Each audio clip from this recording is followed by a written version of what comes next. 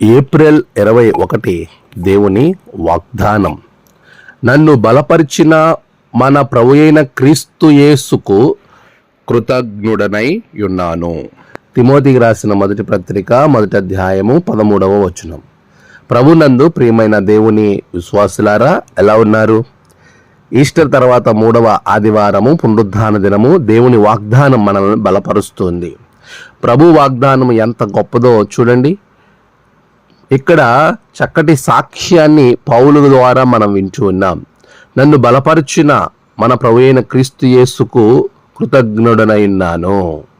నిజమే, మనము ఎలాంటి బలహీన సమయంలో ఉన్నప్పటికీ ఆ పైవచనంలో అంటాడు, నేను పూర్వం హింసకుడను, దూషకుడను, హానికరుడును. అలాంటి వారి యొక్క జీవితంలో దేవుడు చేసిన అద్భుతాన్ని బట్టి, మారు మనసు అనుభవం నుండి దేవుని కొరకు నిలబడేటువంటిది, ఎన్ని శ్రమలు వచ్చినా, ఎంత కష్టం వచ్చినా, ఎంత బాధ వచ్చినా, ఎలాంటి విపత్కర పరిస్థితులు కలిగినా వాటన్నిటిలో నుండి నిలబడ్డాడు. అందుకే నా దేవునికి నేను ఎల్లవెల్లలా కృతజ్ఞుడిగా ఉంటాను.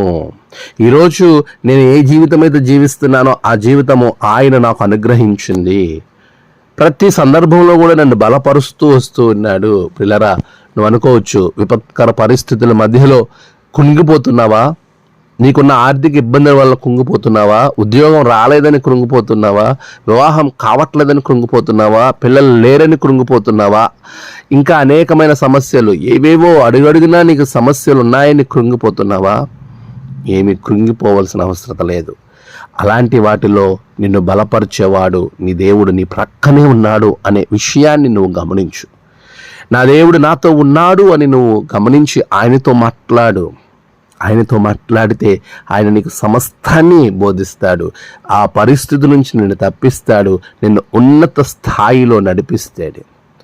అలాంటి ఉన్నత జీవితం పౌలుకు అనుగ్రహించిన దేవుడు నీకును అనుగ్రహిస్తాడు. అలా అనుగ్రహించమని ప్రభువుని గోజాడు, అడుగు, ప్రభువునికి అనుగ్రహిస్తా. అటువంటి కృపా ఆశీర్వాదం దేవుడు మీకు అనుగ్రహించాలని, నీవు దేవునితో సహవాసంలోనికి వెళ్ళాలి. అలాంటి గొప్ప బలము నువ్వు దేవుని ఎదురును పొందుకోవాలంటే బలవంతుడైన దేవుణ్ణి నువ్వు ఆశ్రయించాలి. బలహీనులైనటువంటి మనము బలవంతుడైన దేవుణ్ణి ఆశ్రయించినప్పుడు ఆయన బలాన్ని పునికి తెచ్చుకుని నీ బలహీన సమయంలో వాటిని జయించి దేవునికి కృతజ్ఞత కలిగి నువ్వు జీవించే స్థాయిలోనికి దేవుడు నిన్ను నడిపిస్తాడు. అటువంటి కృపాశీర్వాదం దేవుడు మీకు అనుగ్రహించును గాక. ఆమేన్. ప్రార్థన. సర్వశక్తిమంతుడానికి వందనాలు. గడిచిన కాలం తోడుగా ఉన్నారు ప్రభువా. ఇదిగో తండ్రి, ఈ నూతనమైనటువంటి దినం నీ బిడ్డల జీవితంలో గొప్ప కార్యాలు జరిగించండి. నీవే తోడై ఉండండి, సహాయం చేయండి, ఆశీర్వదించండి. నేడు ప్రభువా, వారు ఏ బలహీన క్షణాన్ని ఉన్నారో ఆ బలహీన క్షణాలు తీసివేయండి, బలపరచండి.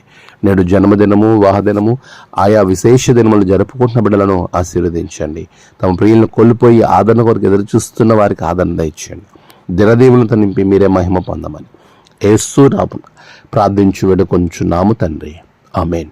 తండ్రి, కుమార, పరిశుద్ధాత్మ త్రియేక దేవుని దీవెన మీకు తోడుగా ఉండి నడిపించును గాక. ఆమేన్.